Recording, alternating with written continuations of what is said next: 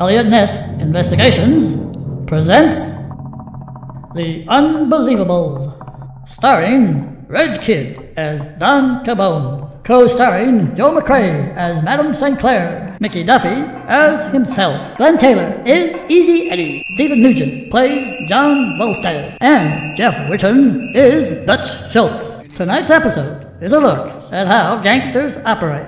In the winter of 1934, Prohibition had been repealed, and the Cabone mob were without their leader, John T-Bone DeVizio. Desperate for new sources of revenue, the mob reverted to the method they knew best, extortion. Devising ways of bringing ratepayers to their knees, the mob met in the back room of Easy Eddie's Speakeasy. And when we say speak, we mean, can these guys talk? 18's going to be the year under the new changes to the Environmental Planning Act that Council needs to redo its strategic work, which will be top-down, strategic plans, heritage studies, all of those things which will then feed into a new LEP. A number of people came to me and they don't want parking along there anyway. We are a small community. The fact that we're running a council that is in surplus. Because as businessmen, we know that the word surplus is probably a better word than profit. We are a small community. That I think you've sent out to everyone. Could I get a straight answer, Mr Mayor? Could you just tell me, will a discussion take place? Point of order, Councillor Taylor. To rescind it. Point of order, thank you. Take your seat. Take your seat, Councillor Taylor. That's the second warning. That's the third warning, Councillor Taylor. I will remind you of your obligations under Code of Meeting Practice and Code of Conduct, and I will not put up with this any further. It's fourth time. And I want to make it quite clear that I've warned you 4 times. I'm entitled to ask a question, Mr Mayor. Thanks, Councillor Taylor. The next one will be out. Councillor Ask Milletta. your question. Ask your question. I'm just a little bit confused, and I would like some clarification from the director. Everyone understand the motion? No, can we read it out? Weren't you listening? I want to read it out because, Mr. Read the Chairman, motion out really slowly for Councillor Duffy. I want to make a comment because I want to see the encouragement of anyone to come on council and the processes they have to come on to council, whether they're male, female, woman or monkey or whatever you want to call them. Doesn't matter. I would like to think whoever's in the chamber is here because they're a good councillor. I wouldn't like to go up to Forbes and tell Phyllis Miller that she's only on there because she's a woman, or Daria Thurley at Broken Hill because she's there because she's a woman. They're there because they're good councillors. No, they're there because the electorate voted them in. That's what the people have got to understand. We don't pick people. The community do. They get voted in. So they've got to understand that bit first and foremost, right? So we have a motion. The gentleman is going to read it out just for you. That we bring forward a report identifying coming events.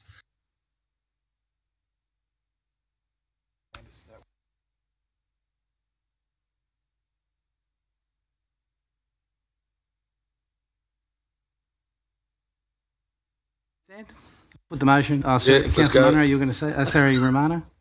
Pardon? You going to say something? No, I agree with it. Let's move on. Favour? Against? Carried. I'll close the meeting. No, Mr. Chairman, it's just a matter arising, Mr. Chairman. We don't have matter arisings in this committee. Sorry.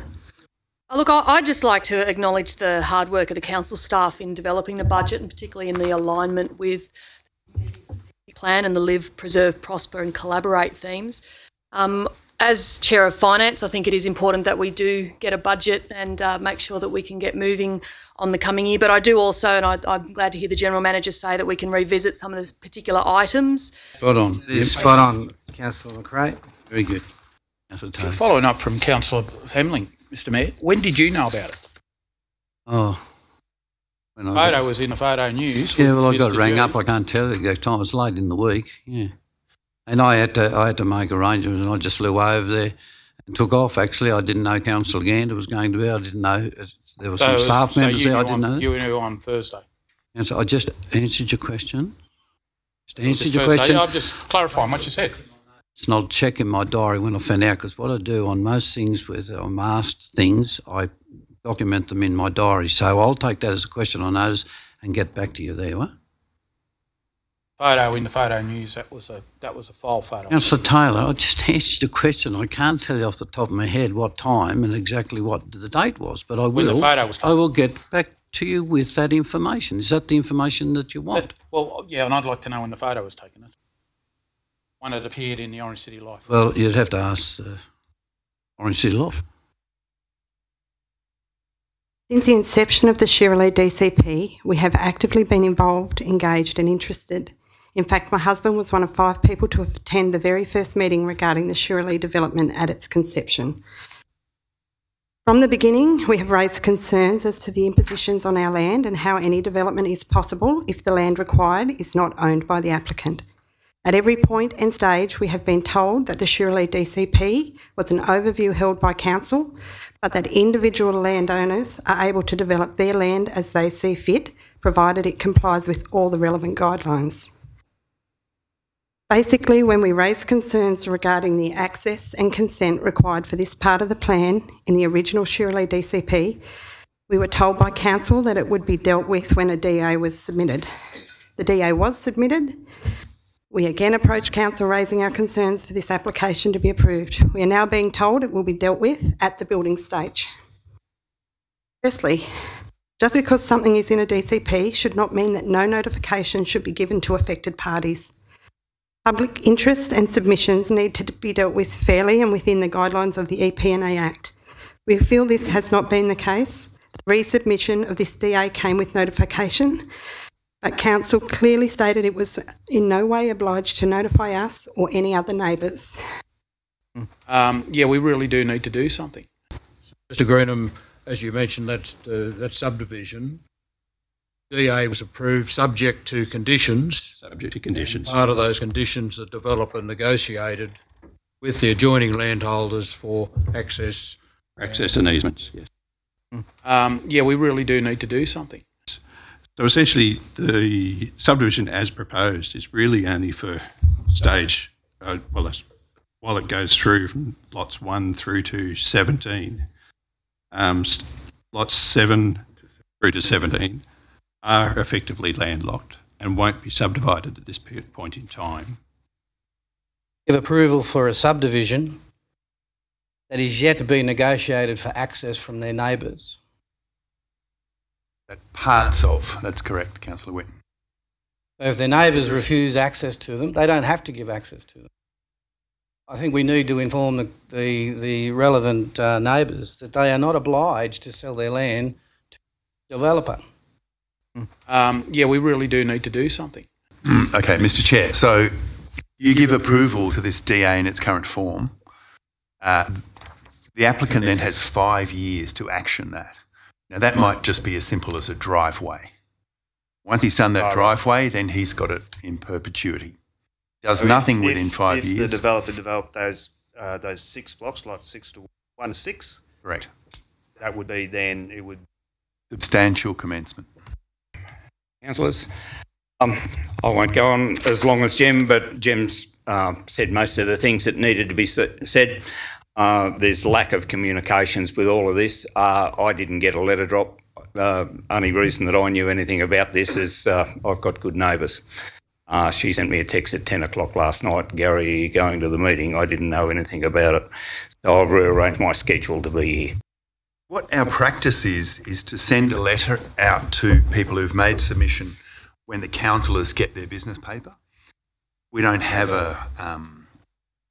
no legislative requirement to get those letters out, but we do apologise for that 1 day's delay. And of course, council can give them more time if they see fit.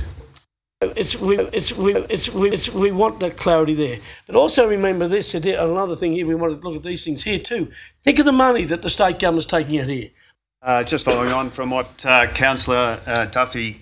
I'm not saying there's anything untoward. I'm just saying it might be something logical. The plates might have been damaged and have to be replaced or whatever. So, but could you I think you just answered your own question. The prominent businessman was Bob Craig from West Orange Motors.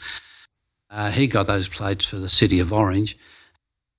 They weren't designated for the mayoral car, they were designated for a council vehicle. At the moment, those plates are quite old and a bit worse for wear. Spoke with Mr Mooney, who looks after council cars, and we had a look at those plates, and we've got them sitting there at the moment pending. You can get them replaced in the same colour or whatever, which I'd hate to see that happen. I'd like to see the original plates. They certainly need a little bit of paint work or or whatever it may be to them. And at any time that is done, if I so choose, or any councillor chooses, or Mr Mooney chooses to put them on a council vehicle, they will be. Won't be on the Merrill car. Could be, could be if you wish. It's not a Merrill car, it's a pool car. Mr Mayor, what's your point? Well, the plates and the car belong to the people of the City of Orange, and since Tim Sullivan's time, that's when they were gifted to the city, they have been on the Merrill car. So I don't think it's an individual's decision to make to remove them. Is it? So what? Mooney's taken those. Mr Mooney's taken the plates off. We're looking at getting them repaired, and when so then they may go back on there. They may not. I'll discuss that with Mr Mooney, not you. So you won't discuss it with anyone in the council? Yes, I will, Mr Mooney. So you're not saying. Can I ask you a question? No, I think you're being a little bit. Can I ask you a question? Will those a succinct question with a yes or no? Will those plates be returned to the Orange City Council Merrill vehicle? I can't answer that. Who's making that decision? Mr Mooney. Association of Australia there. And that also comes with that, not only that, historical significance. That was part of the whole dissing thing of the small arms factory that was originally before MCO and whatever was before then. And you look at those type of things that occurred out there in those days. I think we probably need to look at that address there and look at the options for them and what we intend to do about that. Just following on from what Councillor Duffy. All that activity, part of consideration, got a series of commitments over the next year. And commitment is probably, in terms of what the other options are for promoting women, the EEO management plan will be reviewed in September this year, and in highlighting three priorities. One is Indigenous employment, development of women in council workforce. Three is development of programs for cultural diversity within the organisation. Thank you. That's a very thorough answer. Thank you. Yes, Madam Chair, I want to speak for the amendment. I want to take you to Cara Place, the damage of the big gum trees it did to where former Mayor Tim Sullivan lived and the neighbourhood there. That was a big issue in this council. Just following on from what Councillor Duffy. There's hardly any. They're appropriate trees for a city that don't do damage to curb and guttering, piping and whatever other things go under the ground there. I'm not a plumber, but I can assure you they do damage. That's why I think the amendment must stay there. I think yellow box trees, white big gum trees, apple box trees, whatever, they're not suitable in town. They're fantastic out in the paddock. They're fantastic in a botanical gardens up there where they are up there. There's no one around them because when they crash, they do it in a big way. Just following on from what Councillor Duffy. Is there any discussion on this item? Thank you, Mr. Chairman. Just a general question, maybe the General Manager of the Director knows. The Air Traffic Safety Committee that looks into accidents on airports and all those type of things there is, and just a brief report, as the Director said, he would say, look, okay, what the hold-up is and those type of things there. Just following on from what Councillor Duffy. I'm quite happy to speak for that. There are a hell of a lot of questions not answered, and Councillor Whitten brought up one there with regards to road access and all those type of things. The Speaker's brought up a number of issues with regards to where the sewer mains go and all those type of things. So I think 69 megalitres is not much, is it? You know, when you think about it, 3.5 days. I mean, a couple of years ago, we would have had that amount of water in our potholes, you know, that type of thing there. Just following on from what Councillor Duffy. With questions? I just want to support Councillor News and what he's actually doing here. Just following on from what Councillor Duffy. Going to run into the hit the chairs or the tables or any of those type of things, and people can get in and out. Those type of things, especially in Summer Street. Also, when you're looking at going along Lord's Place, and I've seen it when with the outdoor setting along Lord's Place, and where the serving window is from the actual shop into the street, There's only about that wide.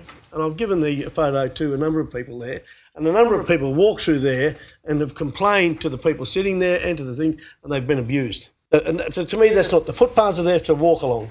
And also a huge amount of people have been complaining about where the actual seats for buses and taxis and all those type of things are, because they're getting wet in winter, and the little kids they have catching buses or whatever, transport, whatever the case may be, are prone to get out on the street. I mean, hearing so many words about this airport training thing for Qantas and things like that. I mean, I don't even think we're in the mix for that, are we? I mean, anymore. We've been knocked on the head some time ago, and so it's not going to come to us. So I think it's wasting our time anymore to come to that. And they're the only concerns that I have. An assumption or a question? Just following on from what Councillor Duffy... Compared to what Bathurst gets, I've said it here plenty of time. Paul Toole walks down that street in Bathurst. He's got community groups and councillors hanging off him. He burps, out comes millions.